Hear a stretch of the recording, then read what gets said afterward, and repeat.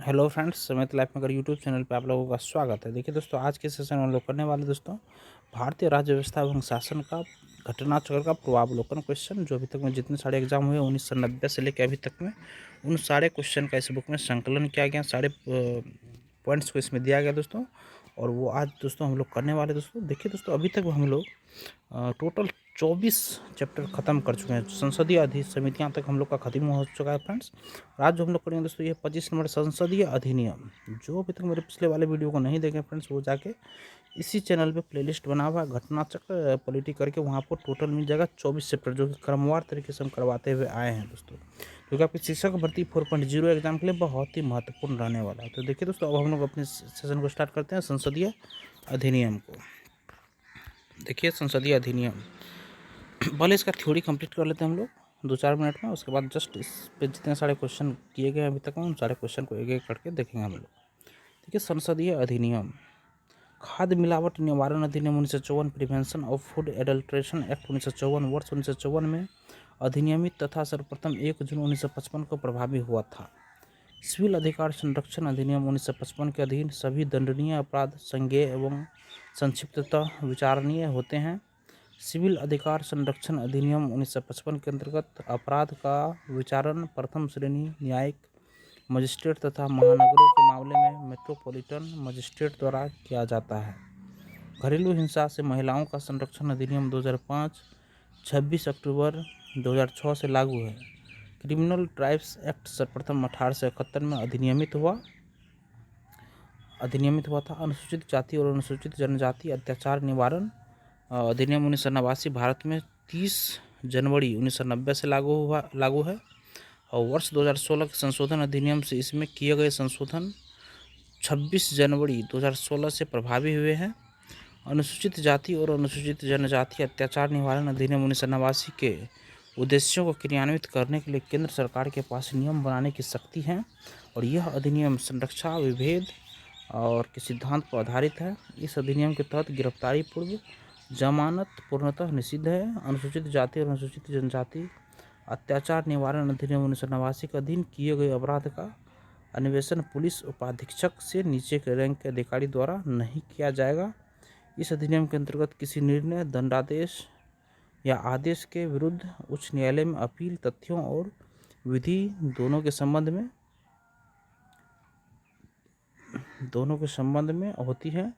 अनुसूचित जाति और अनुसूचित जनजाति अत्याचार निवारण अधिनियम के अधीन अपराधों का विचार, देखिए अनुसूचित जाति और अनुसूचित जनजाति अत्याचार निवारण अधिनियम के अधीन अपराधों का विचारण करने के लिए सेशन न्यायालय को विशेष न्यायालय के रूप में निर्दिष्ट करने का उद्देश्य शीघ्र विचारण है। यदि कोई व्यक्ति अस्पृश्यता के आधार पर किसी व्यक्ति को किसी अस्पताल, औषधालय या शिक्षा संस्थान में प्रवेश से इनकार करता है, तब वह सिविल अधिकार संरक्षण अधिनियम 1955 की धारा 5 के अंतर्गत दंडनीय है। हिंदू विवाह अधिनियम 1955 में, हिंदू उत्तराधिकार अधिनियम 1956 में तथा सती निरोध अधिनियम 1987 में लागू हुआ था।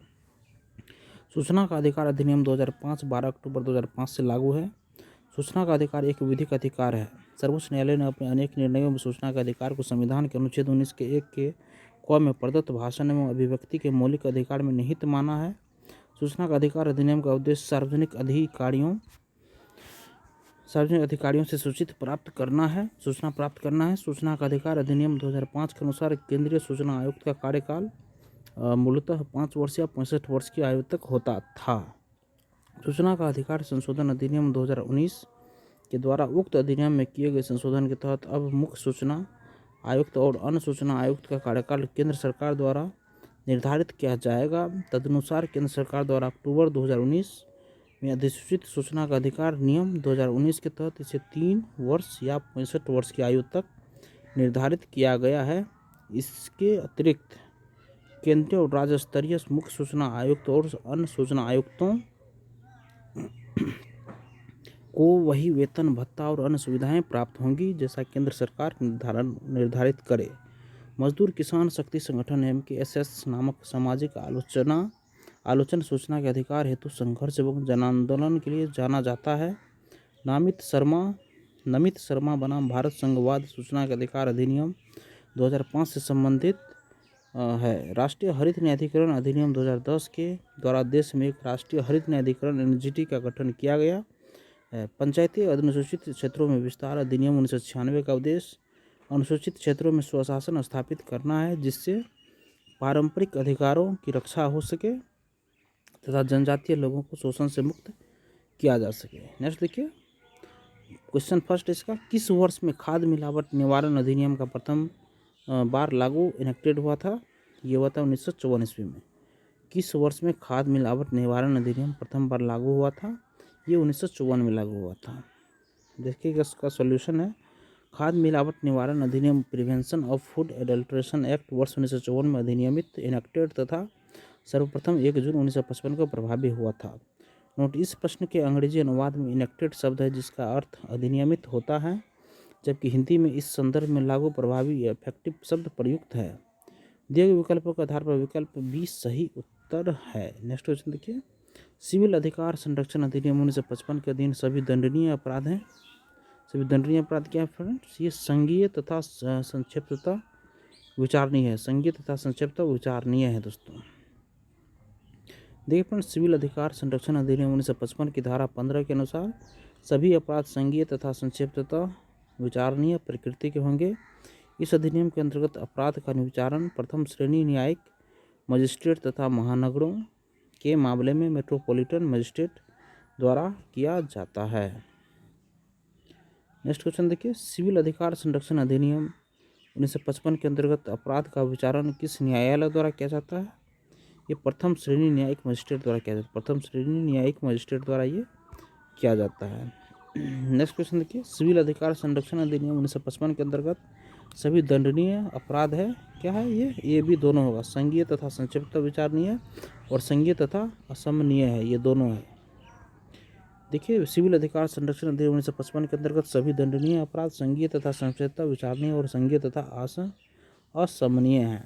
नेक्स्ट क्वेश्चन देखिए, सिविल अधिकार संरक्षण अधिनियम 1955 के अधीन सभी अपराध डैश हैं क्या है? ये संज्ञेय तथा जमानती है। संज्ञेय तथा कारावास तथा जुर्माना दोनों से दंडनीय है ये। देखिए इसका सॉल्यूशन है, सिविल अधिकार संरक्षण अधिनियम 1955 की धारा 15 के 1 के तहत दंड प्रक्रिया संहिता 1973 में किसी बात के होते हुए भी इस अधिनियम के अधीन दंडनीय हर अपराध संज्ञेय होगा। इस अधिनियम में दोषी व्यक्तियों के लिए कारावास और जुर्माने दोनों का प्रावधान है। अतः इस प्रश्न के सही उत्तर ए और डी दोनों हैं दोस्तों। नेक्स्ट क्वेश्चन देखिए, यदि कोई व्यक्ति अस्पृश्यता के आधार पर किसी व्यक्ति को किसी अस्पताल, औषधालय या शिक्षा संस्थान में प्रवेश से इनकार करता है, तब वह सिविल अधिकार संरक्षण अधिनियम 1955 की किस धारा के अंतर्गत दंडनीय होगा? धारा 5 के अंतर्गत वह दंडनीय होगा। देखिए, यदि कोई व्यक्ति अस्पृश्यता के आधार पर किसी व्यक्ति को किसी अस्पताल, औषधालय, शिक्षा संस्थान या छात्रावास को जनसाधारण या उसके किसी विभाग के फायदे के लिए स्थापित हो या चलाया जाता हो प्रवेश से इनकार करता है, तब वह सिविल अधिकार संरक्षण अधिनियम 1955 की धारा 5 के अंतर्गत दंडनीय है। नेक्स्ट देखिए, सिविल अधिकार संरक्षण अधिनियम 1955 की निम्नलिखित में से किस धारा के अंतर्गत सामूहिक जुर्माना अधिरोपित करने की राज्य सरकार की शक्ति का उपबंध किया गया है? ये धारा 10 के क है। देखिए इसका सॉल्यूशन, सिविल अधिकार संरक्षण अधिनियम 1955 की धारा 10 के क के अंतर्गत सामूहिक जुर्माना अधिरोपित करने की राज्य सरकार की शक्ति power of state government to impose collective fine का उपबंध किया गया है। नेक्स्ट क्वेश्चन देखिए, सिविल अधिकार संरक्षण अधिनियम का विस्तार है दोस्तों, ये संपूर्ण भारत पर विस्तार होगा। ऑप्शन नंबर ये सही होगा। नेक्स्ट क्वेश्चन, इसका सॉल्यूशन है, सिविल अधिकार संरक्षण अधिनियम 1955 की धारा 1 के 2 के अनुसार इस अधिनियम का विस्तार संपूर्ण भारत पर है। नेक्स्ट क्वेश्चन देखिए, सिविल अधिकार संरक्षण अधिनियम 1955 का विस्तार है। ऑप्शन ए सही होगा दोस्तों, संपूर्ण भारत पर होगा। नेक्स्ट क्वेश्चन देखिए फ्रेंड्स, सिविल अधिकार संरक्षण अधिनियम 1955 की निम्नलिखित में से किस धारा के अंतर्गत कंपनियों द्वारा अपराध का उपबंध किया गया है? तो इसका भी ऑप्शन सी होगा, ऑप्शन धारा नंबर 14। देखिए इसका सॉल्यूशन है, सिविल अधिकार संरक्षण अधिनियम 1955 की धारा 14 के अंतर्गत कंपनियों द्वारा अपराध ऑफेंसेस पर कंपनीज का उपबंध किया गया है। नेक्स्ट क्वेश्चन देखिए, सिविल अधिकार संरक्षण अधिनियम 1955 के अंतर्गत कंपनियों द्वारा अपराध किए जाने की दशा में कौन उत्तरदायी होता है दोस्तों? देखिए दोस्तों, इसका ऑप्शन ये भी उत्तरदायी होगा, ये भी होगा और ये भी सचिव, मतलब टोटल होगा फ्रेंड्स। ऑप्शन नंबर डी इसका सही होगा दोस्तों, उपरोक्त सभी। नेक्स्ट देखिए, जब न्यायालय सिविल अधिकार संरक्षण अधिनियम 1955 की धारा 12 के अंतर्गत उपधारणा करेगा कि अपराध अस्पृश्यता के आधार पर कारित किया गया है, तो ऑप्शन इसका ए सही होगा, जब यह केवल अनुसूचित जाति के सदस्य से संबंधित है। देखिए फ्रेंड्स, सिविल अधिकार संरक्षण अधिनियम 1955 की धारा 12 के अनुसार जहाँ की इस अधिनियम के तहत के अधीन अपराध गठित करने वाला कोई कार्य अनुसूचित जाति के संबंध में किया जाए वहाँ जब तक कि प्रतिकूल साबित न किया जाए, न्यायालय यह उपधारणा करेगा कि वह कार्य अस्पृश्यता के आधार पर किया गया है। नेक्स्ट देखिए, अस्पृश्यता के उद्भव अपराध गठित नहीं होगा जबकि ऑप्शन डी देखिए, अभियुक्त और परिवादी पीड़ित समान सामाजिक समूह से हैं। देखिए दोस्तों, सिविल अधिकार संरक्षण अधिनियम 1955 के प्रावधानों के तहत अस्पृश्यता के से उद्भूत अपराध गठित नहीं होगा जबकि अभियुक्त और परिवादी पीड़ित समान सामाजिक समूह से हैं। नेक्स्ट क्वेश्चन देखिए, न्यायालय उपधारित कर सकता है कि अपराध गठित करने वाला कोई कृत्य अस्पृश्यता के आधार पर किया गया था यदि ऐसा अपराध डैश के संबंध में किया गया है। तो देखिए दोस्तों, इसका 14 का ऑप्शन नंबर फर्स्ट सही होगा कि अनुसूचित जाति के सदस्य। ऑप्शन नंबर ए, अनुसूचित जाति के सदस्य से संबंधित किया गया है। ऑप्शन नंबर ए सही होगा। नेक्स्ट देखिए, इसका सॉल्यूशन है, सिविल अधिकार संरक्षण अधिनियम 1955 की धारा 12 के तहत न्यायालय उपधारित कर सकता है कि अपराध गठित करने वाला कोई कृत्य अस्पृश्यता के आधार पर किया गया था यदि ऐसा अपराध अनुसूचित जाति के सदस्य के संबंध में किया गया है। अस्पृश्यता का उन्मूलन संविधान में अनुच्छेद 17 द्वारा किया गया है। नेक्स्ट क्वेश्चन देखिए, सिविल अधिकार संरक्षण अधिनियम 1955 की निम्नलिखित में से किस धारा के अंतर्गत सद्भावना पूर्वक की गई कार्रवाई के लिए संरक्षण का उपबंध किया गया है। ऑप्शन इसका डी सही होगा, धारा 14 के क। देखिए दोस्तों, सिविल अधिकार संरक्षण अधिनियम 1955 की धारा 14 के क के अंतर्गत सद्भावना पूर्वक की गई कार्रवाई के लिए संरक्षण protection of action taken in God faith का उपबंध किया गया है। नेक्स्ट क्वेश्चन देखिए, निम्नलिखित युग्मों से कौन सा सुमेलित नहीं है दोस्तों। तो देखिए ऑप्शन नंबर सी सुमेलित नहीं होगा दोस्तों, बाद में हिंदू विवाह अधिनियम 1955, हिंदू उत्तराधिकार अधिनियम 1956 और सती प्रथा निषेध 1987, ये तीनों सुमेलित है दोस्तों। हिंदू विवाह अधिनियम 1955 में हिंदू उत्तराधिकार अधिनियम 1956 में तथा सती निरोध अधिनियम 1987 में लागू हुआ था। शहरी क्षेत्रों के स्थानीय निकायों के चुनाव में महिलाओं के लिए स्थानों का आरक्षण 73वें नहीं बल्कि 74वें संविधान संशोधन द्वारा किया गया था दोस्तों। नेक्स्ट देखिए, ये सबको मिलान करना फ्रेंड्स। ऑप्शन नंबर 19 का ऑप्शन इसका डी सही हो जाएगा दोस्तों। देखिए, भारतीय शस्त्र अधिनियम दोस्तों ये 1878 के तहत है, और शाही पद अधिनियम 1876, भारतीय उच्च न्यायालय के अधिनियम दोस्तों 1861, और भारतीय विवाह विच्छेद अधिनियम दोस्तों 1869 में स्थापित किया गया था।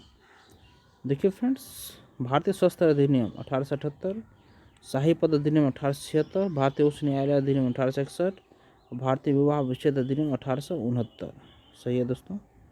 नेक्स्ट क्वेश्चन देखिए फ्रेंड्स, घरेलू हिंसा से महिला संरक्षण अधिनियम लागू हुआ है दोस्तों। ऑप्शन डी सही होगा, 26 अक्टूबर 2006 को घरेलू हिंसा से महिला संरक्षण अधिनियम लागू हुआ है दोस्तों, 26 अक्टूबर 2006 को।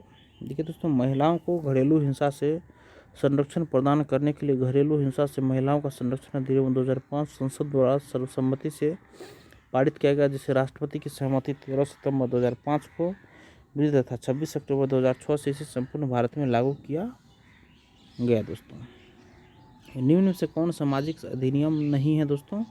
ऑप्शन ए देखिए दोस्तों, सामाजिक अधिनियम नहीं है, मीसा सामाजिक अधिनियम नहीं है दोस्तों। बाद बाकी ये सब है, एंटी डॉरी एक्ट है, प्रोटेक्शन ऑफ सिविल राइट्स है, prevention of small traffic act है दोस्तों। ठीक है दोस्तों, Misa maintenance of internal security act नामक अतिरिक्त सुरक्षा अधिनियम वर्ष 1971 में बना तथा 1977 में निरस्त कर दिया गया। यह आंतरिक सुरक्षा के संदर्भ में बनाया गया अधिनियम था, अतः यह सामाजिक अधिनियम नहीं है, जबकि प्रश्नगत शेष तीनों अधिनियम सामाजिक सौहार्द एवं सामाजिक दोष निवारण हेतु बनाए गए हैं। नेक्स्ट क्वेश्चन देखिए, भारतीय विधान के प्रावधानों के अंतर्गत उपभोक्ताओं के अधिकारों विशेषाधिकारों के संदर्भ में निम्नलिखित में से कौन से कथन सही है दोस्तों। कौन से कथन इसमें सही होगा। तो देखिए दोस्तों, ऑप्शन नंबर सी इसका 1 और 3 दोस्तों सही होगा, 1 और 3 फ्रेंड्स इसका सही होगा। 3 देखिए, उपभोक्ता की मृत्यु हो जाने पर उसका वैधानिक उत्तराधिकारी उसकी ओर से उपभोक्ता मंच में शिकायत कर सकता है। तो ऑप्शन नंबर 3 सही है और इसका 1 नंबर ऑप्शन भी दोस्तों इसका सही होगा। उपभोक्ता को खाद्य की जांच करने के लिए नमूने लेने का अधिकार है दोस्तों। 1 और 3 सही होगा दोस्तों। देखिए दोस्तों, नेक्स्ट क्वेश्चन हम लोग का क्रिमिनल ट्राइब्स। देखिए इसका सॉल्यूशन एक बार पढ़ लीजिए फ्रेंड्स। वर्ष 1986 के में संसद द्वारा उपभोक्ता के अधिकारों के संरक्षण के लिए उपभोक्ता संरक्षण अधिनियम 1986 पारित किया गया। इसके तहत उपभोक्ता को खाद्य की जांच करने के लिए वो नमूने लेने का अधिकार है। उपभोक्ता गड़बड़ी पाए जाने पर उपभोक्ता फोरम में अपनी शिकायत दर्ज कर सकता है। इसके लिए उसे निर्धारित फीस देनी पड़ती है। यदि उपभोक्ता की मृत्यु हो जाती है तो उसके वैधानिक उत्तराधिकारियों का अधिकार है कि वह उपभोक्ता मंच में अपनी शिकायत दर्ज करा सके। नेक्स्ट क्वेश्चन देखिए फ्रेंड्स, क्रिमिनल ट्राइब्स एक्ट सर्वप्रथम कब अधिनियमित हुआ था दोस्तों? यह 1871 में अधिनियमित हुआ था फ्रेंड्स। क्रिमिनल ट्राइब्स एक्ट सर्वप्रथम 1871 ईस्वी में अधिनियमित हुआ था। यह प्रारंभ में उत्तर भारत के अधिकांश क्षेत्र में लागू हुआ था दोस्तों। नेक्स्ट क्वेश्चन देखिए फ्रेंड्स, अनुसूचित जाति और अनुसूचित जनजाति अत्याचार निवारण अधिनियम 1989 प्रवृत्त हुआ दोस्तों कब? तो 30 जनवरी 1990 ईस्वी को दोस्तों। देखिए फ्रेंड्स, अनुसूचित जाति और अनुसूचित जनजाति अत्याचार निवारण अधिनियम 1989 को राष्ट्रपति द्वारा 11 सितंबर 1989 को स्वीकृति प्रदान की गई थी। यह अधिनियम 30 जनवरी 1990 को प्रवृत्त हुआ। नेक्स्ट क्वेश्चन देखिए, अनुसूचित जाति तथा अनुसूचित जनजाति के किस अधिनियम के अंतर्गत अत्याचार निवारण कानून लागू किया गया दोस्तों? तो अधिनियम 1989 फ्रेंड्स। नेक्स्ट देखिए, अनुसूचित जाति और अनुसूचित जनजाति अत्याचार निवारण अधिनियम 1989 में कुल कितनी धाराएं हैं फ्रेंड्स? इसमें दोस्तों टोटल 23 धाराएं हैं दोस्तों, टोटल 23। अनुसूचित जाति और अनुसूचित जनजाति अत्याचार निवारण अधिनियम में कुल 23 धाराएं हैं दोस्तों। नेक्स्ट क्वेश्चन देखिए, अनुसूचित जाति व अनुसूचित जनजाति अधिनियम जनजाति अत्याचार निवारण अधिनियम 1989 के उद्देश्यों को क्रियान्वित करने के लिए नियम बनाने की शक्तियाँ किन्हें प्राप्त हैं फ्रेंड्स? ये है दोस्तों केंद्र सरकार को प्राप्त है दोस्तों। अनुसूचित जाति व अनुसूचित जनजाति अधिनियम 1989 की धारा 23 के अधिनियम के उद्देश्यों को क्रियान्वित करने के लिए नियम बनाने की शक्ति से संबंधित है। इस अधिनियम की धारा 23 के 1 के अनुसार केंद्र सरकार आधिकारिक राजपत्र में अधिसूचना द्वारा इस अधिनियम के प्रयोजनों को क्रियान्वित करने के लिए नियम बना सकेगी दोस्तों। नेक्स्ट क्वेश्चन देखिए फ्रेंड्स, अनुसूचित जाति और अनुसूचित जनजाति अत्याचार निवारण अधिनियम 1989 के अंतर्गत किस धारा में आर्थिक बहिष्कार को परिभाषित किया गया है दोस्तों? ऑप्शन 20 का सही होगा फ्रेंड्स, धारा 2 ख ग में दोस्तों। देखिए दोस्तों, अनुसूचित जाति और अनुसूचित जनजाति अत्याचार निवारण अधिनियम 1989 में 2016 के संशोधन द्वारा अंतः स्थापित द्वारा 2 ख ग 2 BC में आर्थिक बहिष्कार इकोनॉमिक बायकॉट को परिभाषित किया गया है। नेक्स्ट क्वेश्चन देखिए, अनुसूचित जाति और अनुसूचित जनजाति अत्याचार निवारण अधिनियम 1989 के अधीन किसी लोक सेवक द्वारा धारा 3 के अधीन अपराध किए जाने पर कम से कम दंड का प्रावधान कितना है फ्रेंड्स? ये है दोस्तों 1 वर्ष। 1 वर्ष है दोस्तों। देखिए दोस्तों, अनुसूचित जाति और अनुसूचित जनजाति अत्याचार निवारण अधिनियम 1989 के अधीन किसी लोक सेवक द्वारा धारा 3 के 2 के 7 के अधीन अपराध किए जाने पर कम से कम 1 वर्ष के दंड का प्रावधान है दोस्तों। नेक्स्ट क्वेश्चन देखिए फ्रेंड्स, अनुसूचित जाति एवं अनुसूचित जनजाति अत्याचार निरोधक अधिनियम 1989 के अंतर्गत किस धारा में विशेष न्यायालय की व्यवस्था का प्रावधान है फ्रेंड्स? देखिए ऑप्शन नंबर इसका ये दोस्तों सही होगा 14। देखिए दोस्तों, नेक्स्ट है इसका सॉल्यूशन है। देखिए, अनुसूचित जाति एवं अनुसूचित जनजाति अत्याचार निरोधक अधिनियम 1989 के अध्याय 4 की धारा 14 के 1 में शीघ्र न्याय एवं परीक्षण के लिए एक या अधिक जिलों में एक विशेष न्यायालय या अनन्य विशेष न्यायालय की व्यवस्था का प्रावधान है, जिसकी धारा 15 में विशेष लोक अभियोजक की व्यवस्था की गई है। अनुसूचित जाति और अनुसूचित जनजाति अत्याचार निवारण अधिनियम 1989 के अधीन अपराधों का विचारण करने के लिए राज्य सरकार डैश की सहमति से सत्र न्यायालय को विशेष न्यायालय विनिर्दिष्ट कर सकती है दोस्तों। ऑप्शन 20 का सही होगा दोस्तों, उच्च न्यायालय के मुख्य न्यायाधीश। नेक्स्ट क्वेश्चन देखिए फ्रेंड, अनुसूचित जाति और अनुसूचित जनजाति अत्याचार निवारण अधिनियम 1989 की धारा 14 की 1 के अधीन अपराधों का विचारण करने के लिए राज्य सरकार उच्च न्यायालय के मुख्य न्यायाधीश की सहमति से सत्र न्यायालय को विशेष न्यायालय निर्दिष्ट कर सकती हैं।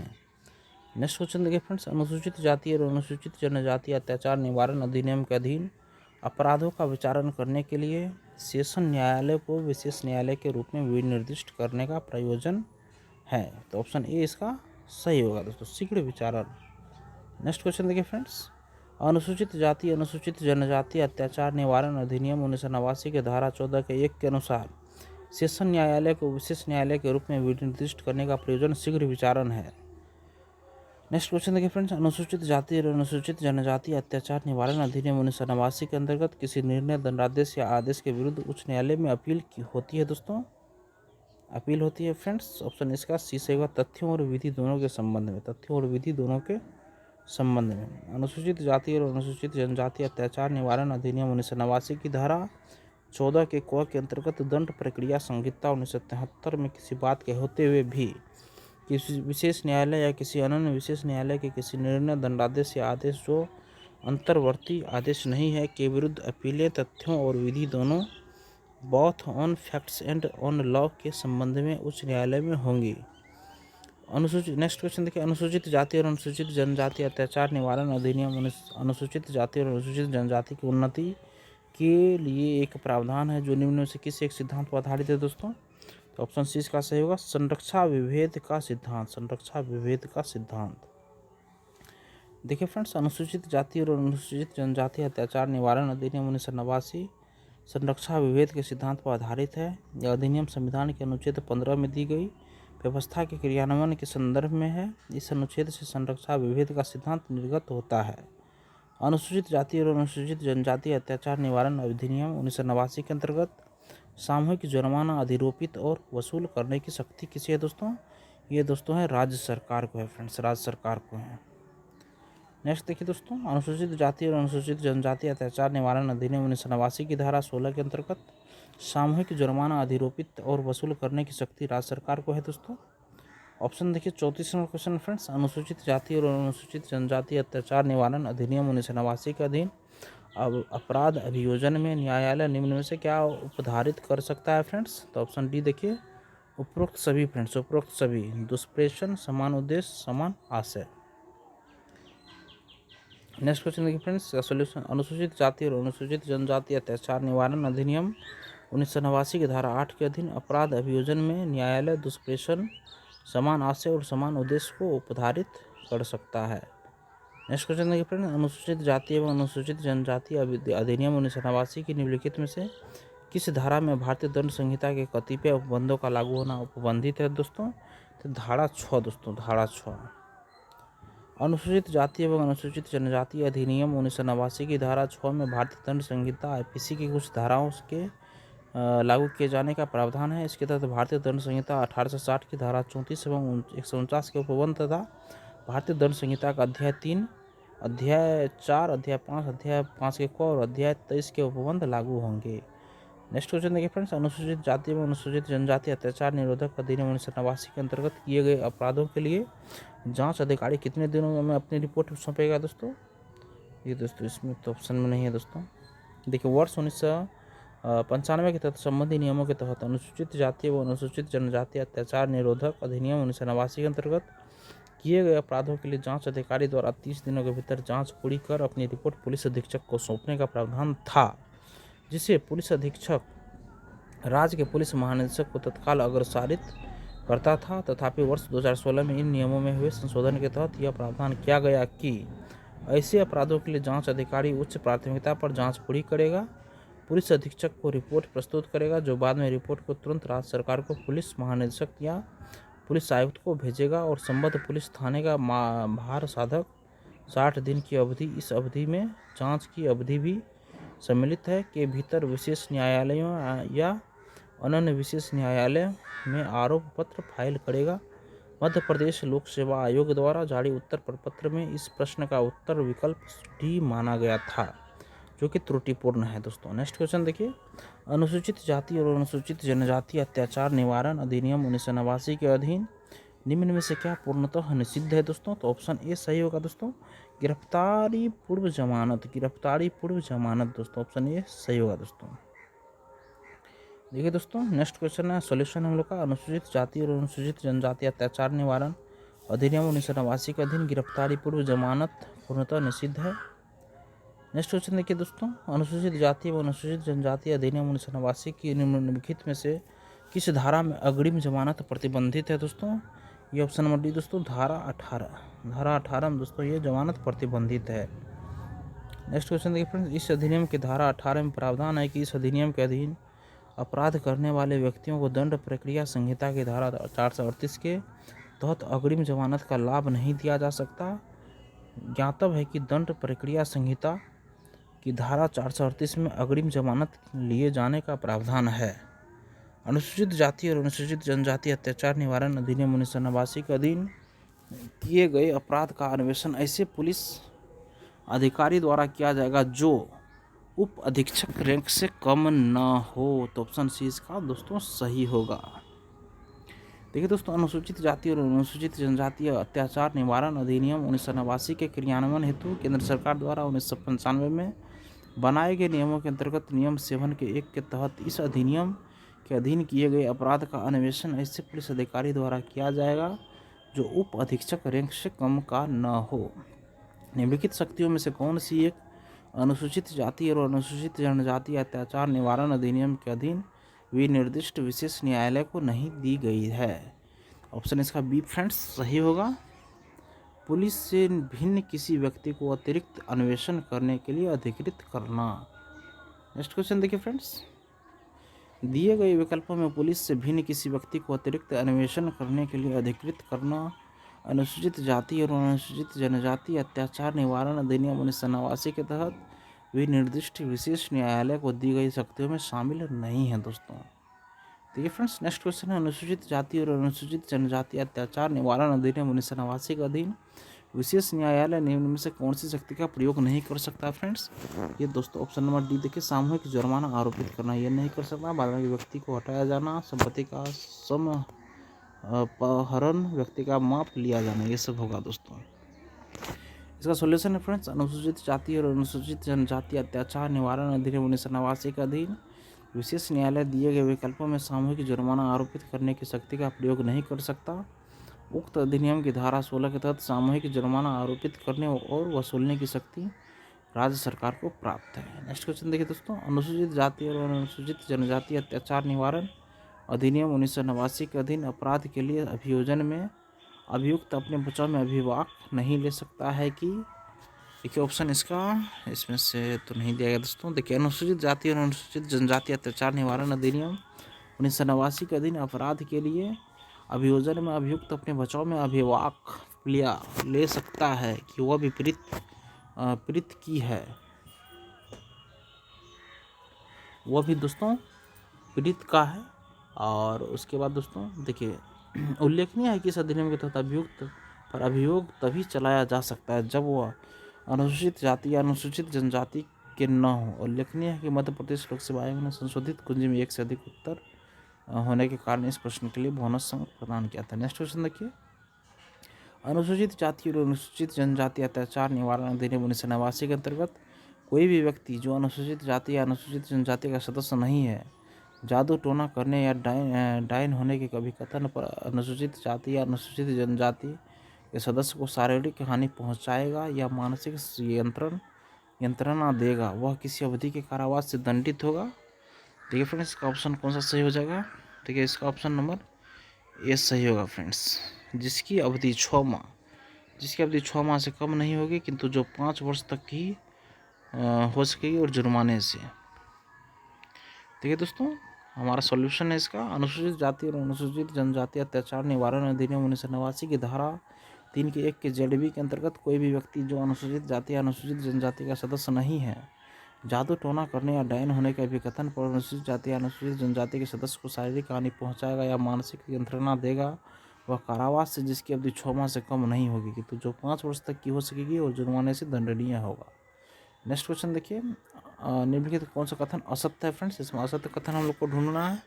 इसमें ऑप्शन नंबर बी दोस्तों असत्य होगा। देखिए, अनुसूचित जाति और अनुसूचित जनजाति अत्याचार निवारण अधिनियम की धारा 14 के 1 में स्थापित अनन्य विशेष न्यायालय धारा 2 के क में परिभाषित। ये दोस्तों कथन गलत होगा, बाद में दोस्तों ऑप्शन सही है। देखिए ए में है कि अनुसूचित जाति और अनुसूचित जनजाति अत्याचार निवारण अधिनियम के अंतर्गत अपराध ऐसे व्यक्ति द्वारा कारित किया जाता है जो अनुसूचित जाति या अनुसूचित जनजाति का सदस्य नहीं है। और नेक्स्ट देखिए सी भी इसका सही होगा, सी डी। पीड़ित अनुसूचित जाति और अनुसूचित जनजाति अत्याचार निवारण अधिनियम की धारा 2 के अंग ग में परिभाषित है। और डी में आश्रित अनुसूचित जाति एवं अनुसूचित जनजाति अत्याचार निवारण अधिनियम की धारा 2 के ख में परिभाषित है। देखिए दोस्तों, इसका सॉल्यूशन है अनुसूचित जाति और अनुसूचित जनजाति अत्याचार निवारण अधिनियम 1989 की धारा 14 की उपधारा 1 में स्थापित अनन्य विशेष न्यायालय धारा 2 के ख घ में परिभाषित है, जबकि धारा 2 के घ विशेष न्यायालय से धारा 14 में विशेष न्यायालय के रूप में विनिर्दिष्ट कोई सेशन न्यायालय अभिप्रेरित हैं, जबकि अन्य विकल्पों के कथन सही हैं। नेक्स्ट क्वेश्चन है दोस्तों, अनुसूचित जाति एवं अनुसूचित जनजाति नियम 1995 की निम्नलिखित में से किस धारा के अंतर्गत जिला स्तरीय सतर्कता और मॉनिटरिंग समिति के गठन का उपबंध किया गया दोस्तों? तो ऑप्शन इसका सी सही होगा दोस्तों, धारा 17। धारा 17 बिल्कुल सही होगा दोस्तों, धारा 17। देखिए दोस्तों, अनुसूचित जाति एवं अनुसूचित जनजाति अत्याचार निवारण नियम 1995 के धारा 17 में जिला स्तरीय सतर्कता और मॉनिटरिंग समिति का गठन का उपबंध किया गया है। इसमें प्रावधान है कि प्रत्येक जिले में जिला मजिस्ट्रेट द्वारा अपने जिले में जिला स्तरीय सतर्कता और मॉनिटरिंग समिति का गठन इस अधिनियम के क्रियान्वयन के लिए वह पीड़ितों को राहत एवं पुनर्वास की सुविधा उपलब्ध कराने के लिए किया जाएगा। नेक्स्ट क्वेश्चन देखिए फ्रेंड्स, अनुसूचित जाति और जनजाति नियम 1995 की निम्नलिखित में से किस धारा के अंतर्गत वार्षिक रिपोर्ट के लिए सामग्री का उपबंध किया गया है? ऑप्शन ए इसका सही होगा, धारा 18। धारा 18। देखिए दोस्तों, अनुसूचित जाति और अनुसूचित जनजाति अत्याचार नियम 1995 धारा 18 के अंतर्गत वार्षिक रिपोर्ट के लिए सामग्री मटेरियल फॉर एनुअल रिपोर्ट का उपबंध किया गया है। इसके अनुसार राज्य सरकार प्रत्येक वर्ष 31 मार्च से पहले केंद्र सरकार को अधिनियम के उपबंधों के कार्यान्वयन के लिए किए गए उपायों और उसके द्वारा पिछले कैलेंडर वर्ष के दौरान तैयार की गई विभिन्न स्कीमों योजनाओं के बारे में रिपोर्ट अग्रेसित करेंगी। नेक्स्ट देखिए दोस्तों, सरकार ने अनुसूचित क्षेत्रों में पंचायत विस्तार पेशा अधिनियम को 1996 में अधिनियमित किया। निम्नलिखित में से कौन सा एक उसके उद्देश्य के रूप में अभी ज्ञात नहीं है दोस्तों? तो ऑप्शन सी देखिए, ये ज्ञात नहीं होगा। जनजातीय क्षेत्रों में स्वायत्त क्षेत्रों का निर्माण करना, ये ज्ञात नहीं है। बदमा की देखिए, स्वशासन प्रदान करना, पारंपरिक अधिकारों को मान्यता देना, जनजातीय लोगों को शोषण से मुक्त करना, ये ए बी डी सही होगा। सी और नंबर ऑप्शन गलत है दोस्तों। देखिए फ्रेंड्स, पंचायतें अनुसूचित क्षेत्रों के विस्तार अधिनियम 1996 का उद्देश्य है अनुसूचित क्षेत्रों में पारंपरिक ग्राम समाजों के माध्यम से स्वशासन स्थायित्व करना, जिससे पारंपरिक अधिकारों को रक्षा हो सके तथा जनजातीय लोगों को शोषण से मुक्त किया जा सके। इस अधिनियम में यह प्रावधान है कि जनजातीय क्षेत्रों में स्वायत्त क्षेत्रों का निर्माण किया जाए। नेक्स्ट देखिए, संसद के सूचना अधिकार अधिनियम के भारत के राष्ट्रपति की स्वीकृति प्राप्त हुई दोस्तों, कब हुई? ये 15 जून 2005 को, 15 जून 2005 के हुआ दोस्तों। और नेक्स्ट क्वेश्चन देखिए दोस्तों, सूचना का अधिकार अधिनियम पारित हुआ था दोस्तों, कब हुआ था? ये 2005 ईस्वी में हुआ। और सूचना का अधिकार के संबंध में निम्नलिखित कथनों में से कौन से सही हैं दोस्तों? ऑप्शन सी इसका सही होगा दोस्तों, यह एक विधिक अधिकार है। और नेक्स्ट देखिए, सूचना का अधिकार है दोस्तों, ऑप्शन ए बी दोनों सही होगा, एक मूल अधिकार भी है और एक विधिक अधिकार भी है दोस्तों, ऑप्शन सी इसका सही होगा।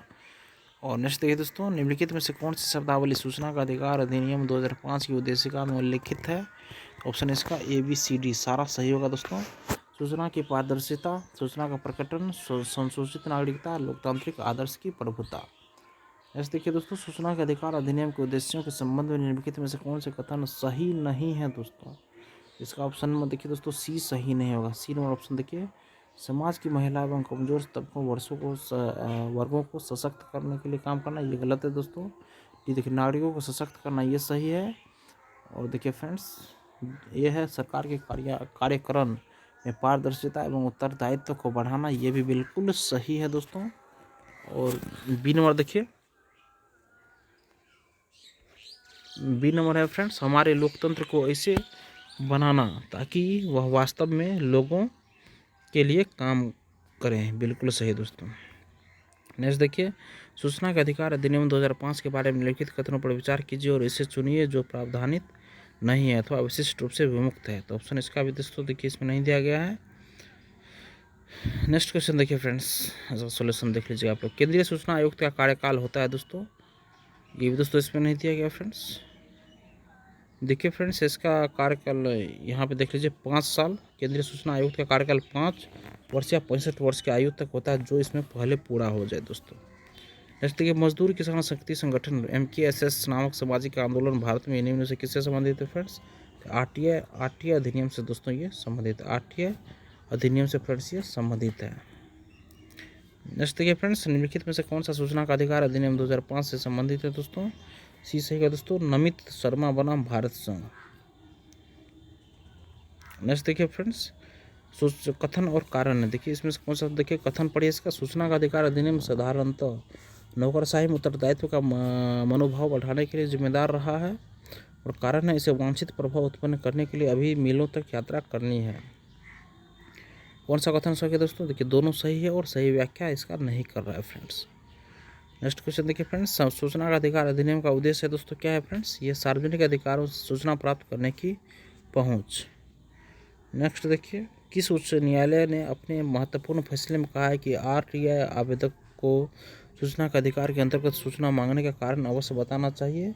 डी सही है दोस्तों, मद्रास उच्च न्यायालय फ्रेंड्स। नेक्स्ट देखिए फ्रेंड्स, निम्नलिखित में से न्यायिक नागरिक अधिकार पत्र के मूल तत्व में कौन सम्मिलित नहीं है दोस्तों? तो ऑप्शन डी देखिए सही है, अभिकरण के कार्य के निरीक्षण का प्रावधान दोस्तों ये सम्मिलित नहीं है दोस्तों। नेक्स्ट देखिए फ्रेंड्स, राष्ट्रीय स्तर पर अनुसूचित जाति और अनुसूचित जनजाति मतलब अनुसूचित जनजाति और अन्य पारंपरिक वन निवासी वन अधिकारों की मान्यता अधिनियम 2006 के प्रभावी कार्यान्वयन को सुनिश्चित करने के लिए कौन सा मंत्रालय केंद्र का अभिकरण नोडल एजेंसी है दोस्तों? तो डी सही है दोस्तों, जनजातीय कार्य मंत्रालय। नेक्स्ट देखिए फ्रेंड्स, केंद्रीय जनजातीय कार्य मंत्रालय union ministry of tribals affairs राष्ट्रीय स्तर पर अनुसूचित जनजाति और अन्य पारंपरिक वन निवासी वन अधिकारियों की मान्यता अधिनियम 2006 के प्रभावी कार्यान्वयन को सुनिश्चित करने के लिए केंद्र अभिकरण नोडल एजेंसी है दोस्तों।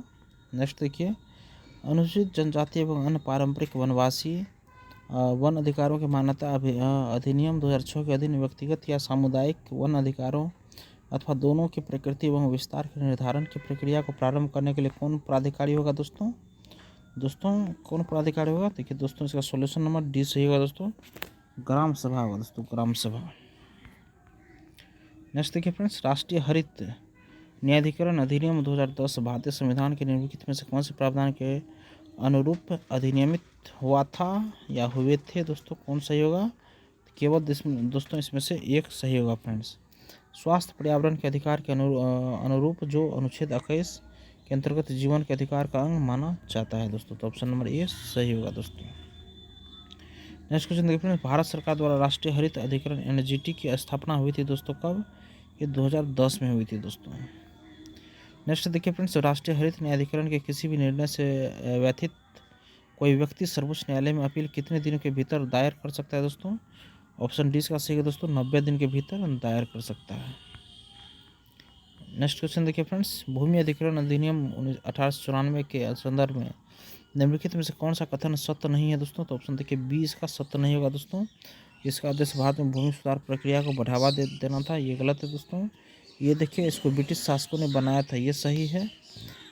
यह भारत की संसद के एक अन्य अधिनियम द्वारा प्रतिस्थापित किया जा सका, ये सही है। इसका कार्यान्वयन विवादित हो गया था, ये भी सही है दोस्तों। देखिए फ्रेंड, नेक्स्ट क्वेश्चन, निम्नलिखित में से कौन से श्रम संबंधी अधिनियमों को मजदूरी संहिता 2019 में सम्मिलित किया गया दोस्तों? इसका ऑप्शन दोस्तों देखिए सी सही होगा, 1, 2, 4 दोस्तों इसका सही है दोस्तों। देखिए फ्रेंड्स, न्यूनतम मजदूरी अधिनियम सही है, बोनस भुगतान अधिनियम ये भी सभी है सही है। 4 देखिए, समान पारिश्रमिक अधिनियम ये भी सही है दोस्तों। संविदा श्रम अधिनियम दोस्तों ये गलत है फ्रेंड्स। नेक्स्ट देखिए फ्रेंड्स, निम्नलिखित में से कौन सही सुमेलित नहीं है दोस्तों? तो ऑप्शन बी देखिए, भारतीय संविदा अधिनियम 1870 ये सुमेलित नहीं है। कंपनी अधिनियम 2013 सही है। साझेदारी अधिनियम 1932 सही है। वस्तु विक्रय अधिनियम 1930 ये भी सही है दोस्तों। कंपनी अधिनियम 2013 सही है। भारतीय संविदा अधिनियम 1872 ये भी सही है। साझेदारी अधिनियम 1932 सही है। वस्तु विक्रय अधिनियम 1930 ये भी सही है दोस्तों। नेक्स्ट क्वेश्चन देखिए, निम्नलिखित में से कौन से कथन सही सुमेलित नहीं है दोस्तों? तो ऑप्शन ए इसका सही सुमेलित नहीं है। राष्ट्रद्रोही सभाओं को रोकने का अधिनियम 1908, ये सही नहीं है दोस्तों। विस्फोटक पदार्थ अधिनियम, ये सही है 1908। भारतीय फौजदारी कानून संशोधन अधिनियम, ये सही है। समाचार पत्र अधिनियम, ये भी 1908 सही है दोस्तों। जैसे आपदा प्रबंधन एक्ट बनाया गया था दोस्तों 2005 ईस्वी में बनाया गया था दोस्तों। नेक्स्ट क्वेश्चन देखिए फ्रेंड्स, भारत की संसद द्वारा आपदा प्रबंधन अधिनियम पारित हुआ दोस्तों, ये 2005 ईस्वी में पारित हुआ दोस्तों। नेक्स्ट, भारत में आपदा प्रबंधन के लिए राष्ट्रीय आपदा प्रबंधन डिवीजन गृह मंत्रालय में एक नोडल डिवीजन है। राष्ट्रीय आपदा प्रबंधन प्राधिकरण का पदेन अध्यक्ष कौन है दोस्तों, ये है दोस्तों ऑप्शन ए, प्रधानमंत्री।